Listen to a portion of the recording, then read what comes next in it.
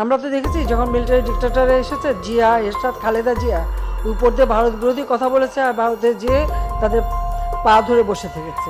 বলা হচ্ছে যে বাংলাদেশের বুক চিরে ভারতীয় ট্রেন এক প্রান্ত থেকে আরেক প্রান্তে যাবে। আসসালামু আলাইকুম ভিউয়ার্স, দেশ ও দেশের বাহির থেকে যারা আমার ভিডিওটি প্লে করেছেন জানাচ্ছি আন্তরিক শুভেচ্ছা ও অভিনন্দন। আশা করি সবাই ভালো আছেন, সুস্থ আছেন, আলহামদুলিল্লাহ। তো ভিউয়ার্স, বাংলাদেশে ভারতীয় রেল ট্রানজিট এবং বাংলাদেশের ট্রেনও ভারতে ট্রানজিট হচ্ছে। নেপাল, ভুটান সবকিছু মিলে দেশের বর্ডার এবং স্বাধীনতা যে আমরা অর্জন করেছি বাংলাদেশে শুধুমাত্র সার্বভৌমত্ব বজায় রাখার জন্য, বর্তমান সরকার তা তাচ্ছিল্য করে দেশ বিক্রি করে দেশের উন্নয়ন করতে যাচ্ছে। তাতে করে কি দেশের মানুষ বিপদের সম্মুখীন হচ্ছে নাকি? এই রেল ট্রানজিট যদি ভারত বা ভুটানের মধ্য দিয়ে হয়ে যায় তাহলে দেশের বাংলাদেশের কি কোনো উন্নতি? আসলে সরকার কি করতে চাইছে? এই সমস্ত ব্রিটিশদের আগ্রাসন থেকে বাঁচার পর আবারও ভারতীয় আগ্রাসনের দিকে ঠেলে দিচ্ছে এই বাংলার মানুষদেরকে এই স্বৈরাচার হাসিনা। আসুন এ সম্পর্কে সর্বশেষ অবস্থান প্রতিমন্ত্রী জানিয়েছেন। ভারতীয় এবং বাংলাদেশ রেল ট্রানজিট কবে থেকে শুরু, কেমন, কোন দিক দিয়ে যাবে, বিস্তারিত আমরা জানবো এম আরাফাত তথ্য ও প্রতিমন্ত্রীর কাছে। সো ভিডিওতে যাওয়ার আগে ছোট্ট রিকোয়েস্ট করব, যারা এখনো চ্যানেলটি সাবস্ক্রাইব করেনি, নিয়মিত দেশের সকল আপডেট সবার আগে জানতে অবশ্যই চ্যানেলটি সাবস্ক্রাইব করে পাশে রাখবেন। দর্শক আসুন স্ক্রিনে। বলা হচ্ছে যে বাংলাদেশের বুক চিরে ভারতীয় ট্রেন এক প্রান্ত থেকে আরেক প্রান্তে যাবে। বুক চিরে যাওয়ার যে বিষয়টি, কিন্তু এই সমঝোতা স্মারকে এটিও বলা আছে যে ভারতের মধ্য দিয়েও বাংলাদেশের ট্রেন নেপাল এবং ভুটানে যাবে। এই সমঝোতা স্মারকে বলা আছে, এবং নেপাল এবং ভুটান থেকে বাংলাদেশের ট্রেন বা তাদের ট্রেন ভারতের মধ্য দিয়ে বাংলাদেশে এসে মংলা পোর্ট বা চিটাগং পোর্ট ব্যবহার করবে। তারা কিন্তু এখন কলকাতা পোর্ট ব্যবহার করে, অর্থাৎ আমাদের পোর্টগুলোকে আমরা লাভজনক করব। তাহলে কি আপনি বলবেন যে ভারতের নতজানু পররাষ্ট্রনীতি হয়ে গেল? তারা তাদের কলকাতা পোর্টকে বঞ্চিত করে বাংলাদেশের পোর্টকে লাভজনক করে দিচ্ছে। বিষয়টি কিন্তু আসলে আঞ্চলিক সহযোগিতার বিষয়, রিজিওনাল কানেক্টিভিটির বিষয়। তো এই বিষয়গুলো না বুঝে এই অসত্য কথাগুলি বলা হচ্ছে। তাহলে আরেকটি জিনিস দেখেন কিভাবে তারা হাইড করে গেছে। এটা একটা বিশাল অর্জন আছে আমাদের এই সমঝোতা স্মারকে। আপনারা দেখবেন যে নেপাল থেকে ভারতের মধ্য দিয়ে ভারতের যে গ্রিড লাইন, সেই গ্রিডের ট্রান্সমিশন লাইন দিয়ে আমরা নেপাল থেকে 40 মেগাওয়াট বিদ্যুৎ আমদানি করব, এবং যখন আমাদের শীত মৌসুমে বিদ্যুতের চাহিদা দেশে কম থাকবে, অতিরিক্ত প্রডিউস করতে পারবো, আমরা রফতানিও করতে পারবো। তাহলে কি আপনি বলবেন যে ভারতের বুক চিরে বাংলাদেশ নেপাল থেকে বিদ্যুৎ আনবে এবং বিদ্যুৎ রফতানি করবে? এখানে তো পুরোটাই আমরা লাভবান হব। কাজে এই যে সমঝোতা স্মারকের এই বিষয়গুলো একেবারে উল্লেখ না করে, সমঝোতা স্মারকের পুরো বিষয়টি যে একটা উইন উইন, দুই দেশের জন্য যে লাভজনক, এই বিষয়টি উল্লেখ না করে খণ্ডিতভাবে তারা অপপ্রচারের স্বার্থে এই মিথ্যাচার করছে, গোলামি চুক্তি বলছে, নতজানু পররাষ্ট্রনীতি বলছে। এবং আরেকটি বিষয় আপনারা খেয়াল করে দেখেছেন যে মির্জা ফখরুল ইসলাম আলমগীর এই কথা বলেছেন, এবং অনেক অপপ্রচারকারী এটি বলছে যে আমাদের নাকি নিরাপত্তার ঝুঁকির মধ্যে পড়ে যাব আমরা। কিভাবে? যে ভারত যে ট্রেন নিয়ে যাবে বাংলাদেশের ভিতর দিয়ে, সেখানে তারা আর্মি এবং মিলিটারি সামরিক অস্ত্রশস্ত্র নিয়ে যেতে পারে, তাতে জিও পলিটিক্যাল একটা ক্রাইসিস তৈরি হতে পারে। অথচ আপনাদেরকে আমি আজকে দেখাই যে এই সমঝোতা স্মারকেই 3 নম্বর পয়েন্টে পরিষ্কার বলা আছে, 3 নম্বর পয়েন্টে, এটা আপনাকে দিয়ে দিব। এখানে কি বলা আছে? এখানে বলা আছে যে গুডস উইদাউট রেড ট্রাফিক, মানে রেড ট্রাফিকের সংজ্ঞা দেওয়া আছে, dangerous and offensive goods including arms, ammunitions and explosives. অর্থাৎ আর্মস, অ্যামিউনেশন অ্যান্ড এক্সপ্লোসিভস এগুলো নেওয়া যাবে না, এই সমঝোতা স্মারকেই পরিষ্কারভাবে বলা আছে। তাহলে এটা কোথায় পেলেন তারা?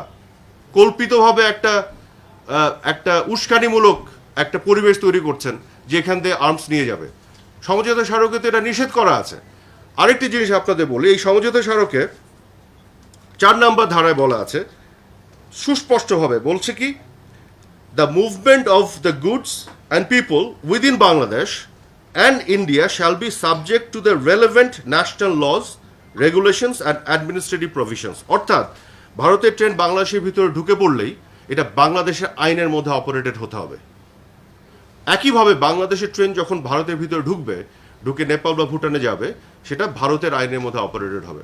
অর্থাৎ আমরা কিন্তু আমাদের আইনের মধ্যে এটাকে অপারেশনের বাইরে যাওয়ার কোনো সুযোগ নেই। কাজে এটা টোটালি বাংলাদেশের মানুষকে বিভ্রান্ত করার জন্য, উস্কানি দেওয়ার জন্য এই কল্পিত একটা রূপকথার গল্প তারা তৈরি করেছে, যেটা আমাদের নিরাপত্তা ঝুঁকিতে ফেলবে। গোটা বিশ্ব আজকে এগিয়ে যাচ্ছে রিজিওনাল কানেক্টিভিটির মাধ্যমে। আপনারা দেখেছেন ব্রেক্সিটের ফলে আজকে যুক্তরাজ্য অর্থাৎ ব্রিটেন কি ধরনের বিপদে পড়েছে, আলাদা হয়েছে। গোটা বিশ্ব যে আধুনিক চিন্তা করছে, কানেক্টিভিটির মধ্যে আসতে যাচ্ছে, আমরা কিন্তু এটা এককভাবে ভারতকে দেইনি যে ভারত শুধু ট্রেন নিয়ে চলে যাবে। আমরাও ভারতের উপর দিয়ে নেপাল ভুটানে যাব, নেপাল ভুটানও ভারতের উপর দিয়ে বাংলাদেশে এসে আমাদের পোর্ট ব্যবহার করবে, আমাদের পোর্টগুলি লাভজনক হবে। আমরা নেপাল থেকে, ভুটান থেকে আমরা ভারতের ট্রান্সমিশন লাইন দিয়ে আমরা বিদ্যুৎ আমদানি করে বাংলাদেশে নিয়ে আসবো। এটা একটা ওভারঅল কানেক্টিভিটি আঞ্চলিক যোগাযোগের মধ্যে নিয়ে আসা হয়েছে, যাতে করে বাংলাদেশের দীর্ঘমেয়াদে বাংলাদেশের জনগণের লাভ হয়। সেইটিকে কিভাবে তারা বিকৃতভাবে উপস্থাপন করছে।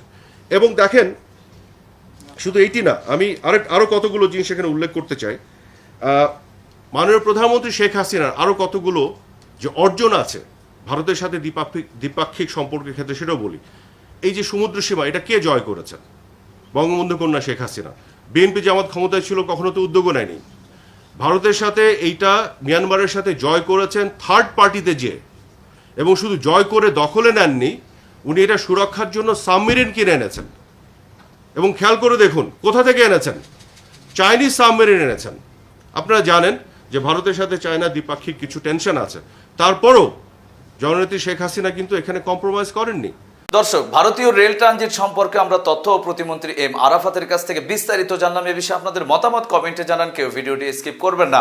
ভারতীয় রেল ট্রানজিট যদি বাংলাদেশে হয়, তাহলে অর্থ পাচার সহ আরো অনৈতিক কত কিছু পাচার আদান প্রদান করবে এই সরকার অবৈধভাবে, যা ভারতের সাথে ব্যাপকভাবে গণসংযোজন জাগানোর জন্যই বা সম্পর্ক বৃদ্ধির জন্য তাদের পা চেটে বাংলাদেশের কত বিপজ্জনক অবস্থায় পড়তে যাচ্ছে। আসুন বিস্তারিত জানবো এই রিপোর্টে। ভারতের ট্রেন একবার যদি বাংলাদেশে প্রবেশ করতে পারে, ভাই আমি চ্যালেঞ্জ দিয়ে বলছি, কোনো দিন আর বের করতে পারবেন না। ইতিমধ্যে তারা তোড়জোড় শুরু করেছে, পরীক্ষামূলকভাবে এই ট্রেনটা নাকি চালু করতে চায় আগামী 20 তারিখ। পরীক্ষামূলকভাবে, কথা একটাই, পরীক্ষামূলক হোক আর যেভাবেই হোক, একবার যদি ওই ইন্ডিয়ান ট্রেন বাংলাদেশে ঢুকে আর কোনো দিন বের করতে পারবেন না।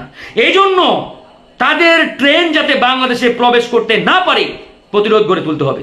দাদাদের ট্রেন একবার বাংলাদেশে প্রবেশ করতে পারলে 200 বছর এই বাংলাদেশের মাটি থেকে পাশের দেশের দাদাদের ট্রেনকে আমরা আর বের করতে পারবো না। ইতিমধ্যেই এই ভারতীয় ট্রেন বা রেল ট্রানজিট, এটি নিয়ে ব্যাপক আলোচনা, সমালোচনা, আন্দোলন সংগ্রাম ডাক দিচ্ছে, কথা বলছে। আমরাও এটি প্রতিরোধের ঘোষণা দিয়েছি। এই বাংলাদেশের মাটিতে একবার ইন্ডিয়ান দাদাদের রেল অর্থাৎ ট্রেন যদি প্রবেশ করতে পারে, আমি তো মনে করি ব্রিটিশরা 200 বছর এই ভারতীয় উপমহাদেশে অর্থাৎ আমাদের উপরে জেকে বসেছিল, কিন্তু ইন্ডিয়ার এই দাদারা 200 বছর নয় 400 বছর আপনাদের উপর রাজত্ব চালিয়ে যাবে। অনেকেই বুঝতে পারছেন না এটা কি পরিমাণ ভয়াবহ, বিপজ্জনক। বাংলাদেশের বুক চিরে ভারতের ট্রেন এক দেশ থেকে আরেক দেশে যাবে, এক প্রান্ত থেকে আরেক প্রান্তে যাবে। এটা কি পরিমাণ বিপজ্জনক বাংলাদেশের জনগণের জন্য, এদেশের স্বাধীনতা সার্বভৌমত্বের জন্য। আপনারা অনেকেই ইতিহাস জানেন, আবার হয়তো অনেকেই জানেন না। ব্রিটিশরা যখন এই ভারতীয় উপমহাদেশে প্রবেশ করে বা আসে, তারা একবারে এসে এই পুরো ভারত মহাদেশকে একবারে গ্রাস করে নাই, পুরোটাকে একবারে কিন্তু দখল করে নাই। প্রথমে এসে তারা একটা ঘাঁটি গাড়ার জন্য অর্থাৎ একটু জায়গার জন্য ওই সময়ের মুঘল সম্রাটকে অনুরোধ জানিয়েছিলেন যে, মুঘল সম্রাট, আপনি আমাদের দুটো জাহাজকে আপনার এই উপমহাদেশের অর্থাৎ তৎকালীন যে মুঘল সাম্রাজ্য, এই সাম্রাজ্যের একটু জায়গা দেন। তো তৎকালীন মুঘল সম্রাটরা ব্রিটিশদের সেই কূটকৌশল বুঝতে না পারায় বা ব্যর্থ হওয়ার কারণে তারা ব্রিটিশদের জায়গা দিয়েছিলেন যে দুটো জাহাজেই তো, ব্রিটিশরা দুটো জাহাজে করে মাল নিয়ে আসছে, ব্যবসা করবে আমাদের এদেশে, তা অসুবিধা কোথায়, তারা কিন্তু জায়গাটি দিয়েছিল। তারপরে তারা কি করলো, তাদের সেই জাহাজে করে মালামাল যে নিয়ে আসছে ইংল্যান্ড থেকে, সেই মালামাল রাখার জন্য একটা জায়গা চাইলেন যে ভাই মালামাল তো রাখতে হবে, একটা জায়গা দাও। তারপরে মুঘল সম্রাটরা বুঝতে না পেরে জায়গাও দিলেন, তারা নীলকুঠি স্থাপন করলেন। এরপরে ব্রিটিশদের পরিকল্পনায় তাদের সেই নীলকুঠিগুলোতে আক্রমণ চালানো হলো, হামলা চালানো হলো। এরপরে ব্রিটিশরা বললেন আমাদের নিরাপত্তা দরকার, নিরাপত্তা দাও। তৎকালীন মুঘল সাম্রাজ্যের নিরাপত্তা কোথায় বলেন? দর্শক, স্ক্রিনে আমরা সে সম্পর্কে বিস্তারিত জানলাম। সো আজকের ভিডিও এই পর্যন্তই। ভালো লাগলে লাইক অ্যান্ড কমেন্ট করবেন এবং দেশের সকল আপডেট সবার আগে জানতে অবশ্যই চ্যানেলটি সাবস্ক্রাইব করে পাশে রাখবেন। দেখা হবে পরবর্তী ভিডিওতে ইনশাআল্লাহ। আসসালামু আলাইকুম ওয়া রাহমাতুল্লাহ।